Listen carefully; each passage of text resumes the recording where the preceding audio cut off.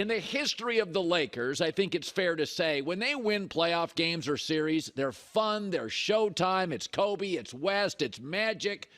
They write books about it. They do series about it. The Lakers have won a certain way. Jerry Buss, the late great owner, understood. You know, the Laker girls, the Forum Club, flash matters in a very distracted city with great weather, a beach, mountains, and a lot to do. That's how they win in the playoffs. Until now. This team doesn't have a consistent number 3 scorer.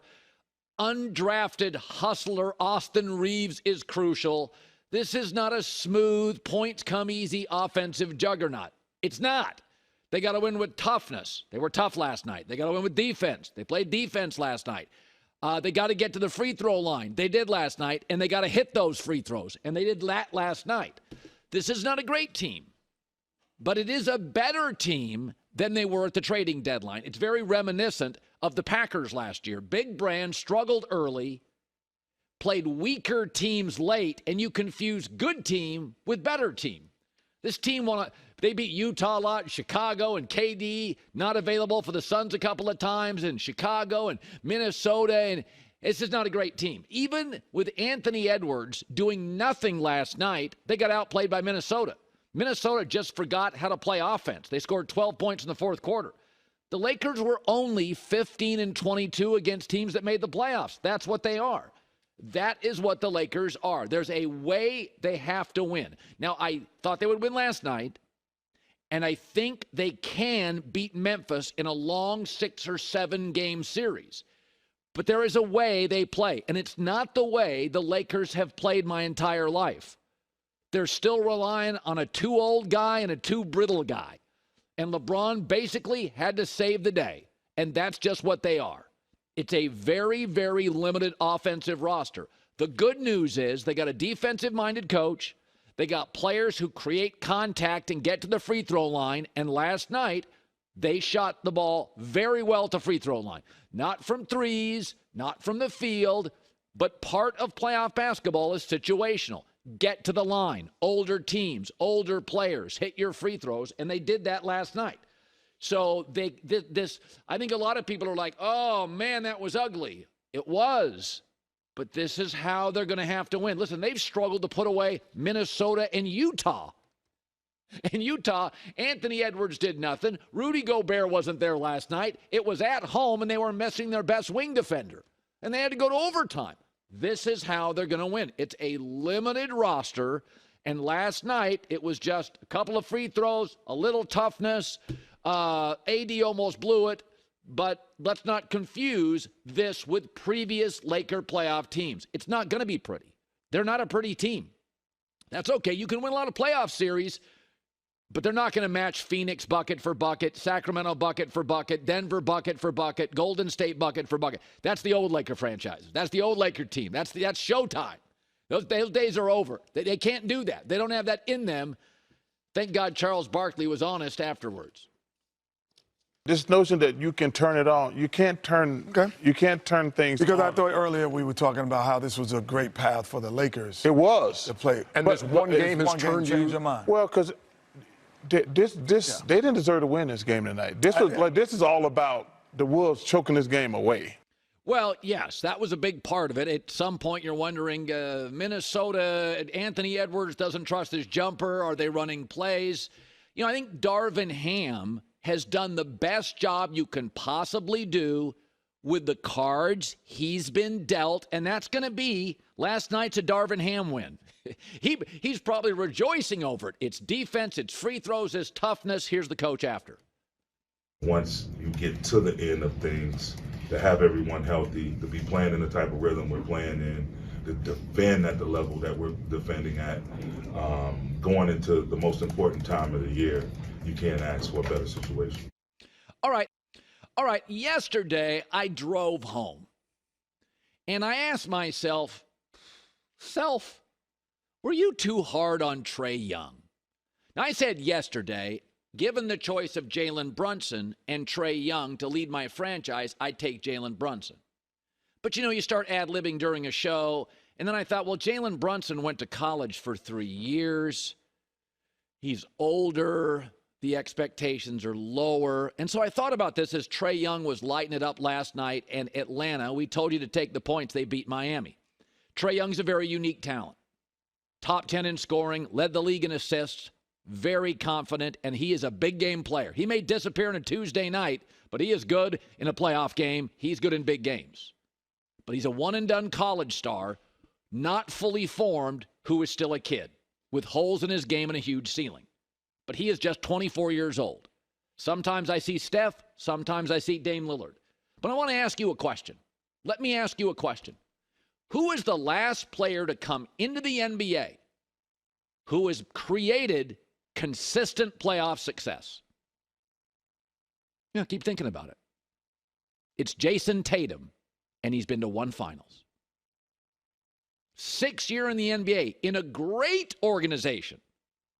He's the last guy to be drafted, come into the league, and we know every year they're going to win a couple playoff series. Jason Tatum. 6 years, one final. And you didn't even love the way he played in that final. This league is about old guys. From the day Steph Curry stepped on the campus at Davidson for 3 years until the first time he got to a finals. You know how long that was? Yes. His 9th year. Michael Jordan, first time he stepped on campus at Carolina to his first final. His 9th year. Steph Curry, Michael Jordan. Trae Young is 24 years old. These one-and-done guys come into the league. They can't drink at the hotel bar. They're not fully formed. Yeah, Jalen Brunson, I like more. Jalen Brunson went to Villanova, second rounder. They coach him hard. He's older. I look at Trae Young, and my takeaway is he's a kid. And he's a big-time player. He's a top 10 scorer. He gets the ball to other people.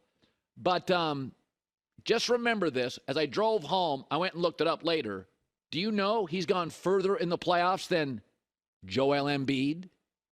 Do you know he's gone as far as two-time MVP Jokic in Denver? Age is your friend in the NBA playoffs. He's got a greater scoring average than Embiid, Kyrie Irving, James Harden, Jason Tatum, and Kawhi Leonard in the playoffs. Michael Jordan, Steph Curry, from the day they stepped on a campus to the day they made their first finals, 18 years collectively, 9 each. It's not a kids' league. That's college basketball. That's the G League maybe. That's high school. That's AAU. This is a man's league. This is an old guy league.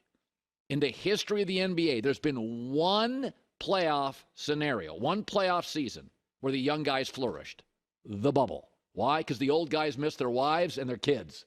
And the Lakers were the only old team that year that flourished. Remember that young Miami team? Bam was a kid. Tyler Hero was a kid. I think they had Duncan Robinson. It's like a kid team. We're like, how did they get here? Because they were single guys. You know, they were playing video games and hoops. They loved it.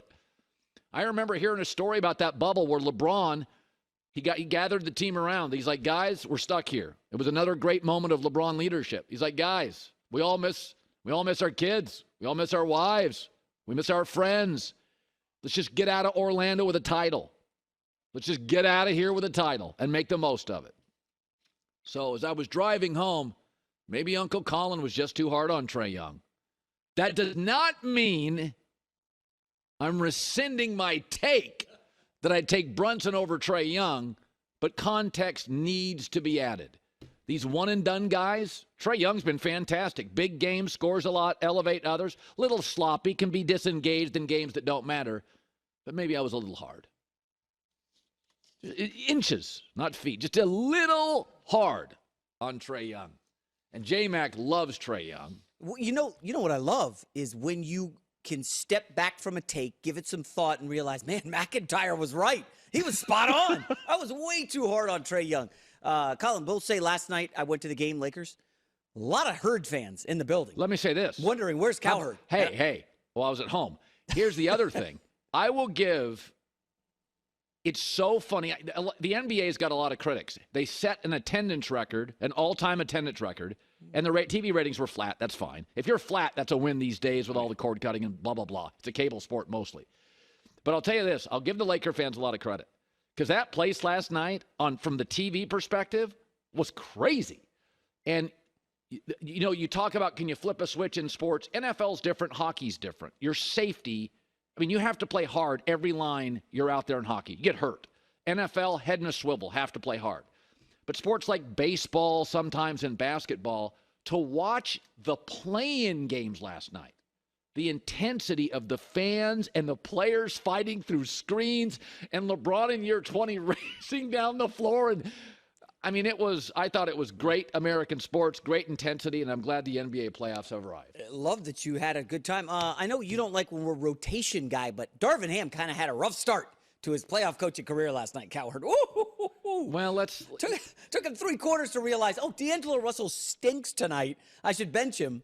And Dennis Schroeder came through to save him. Well, it's hard to just pull guys off the floor. Golden State bailed on D'Angelo Russell fast because he's inconsistent, is too loose, plays with a casual nature. It's like Drew Lock, the quarterback in the NFL. He plays like interceptions don't matter. Like he's real casual. D'Angelo Russell's way too casual. And, you can't be in the playoffs. Every possession matters. Every inbounds play last night. Inbounds plays became crucial, almost decided that game.